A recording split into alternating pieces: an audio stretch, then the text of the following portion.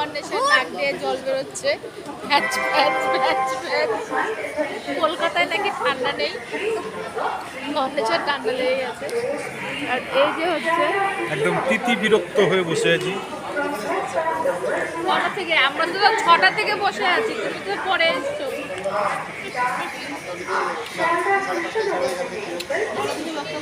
বক্তব্য হচ্ছে এটাই, জীবনের সবচেয়ে খারাপ সময়ের মধ্যে দিয়ে যাচ্ছি।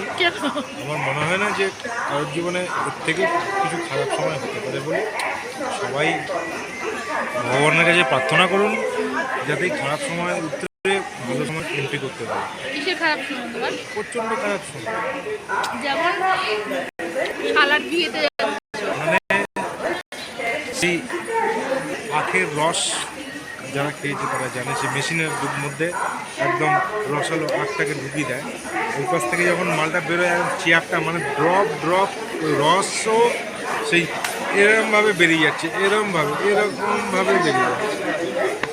কি বলতে চাচ্ছি, তোমার রক্ত আমি চুষে খেয়েছি নাকি? তুই কি বল তোর ব্যাগের কথা? আমাকে মেহেন্দি পড়া যায়, দেখ আমাকে মেহেন্দি পড়া যায়, এতক্ষণ বলতে কি মেহেন্দি পড়া নেই। এটা কি বন্ধ করো?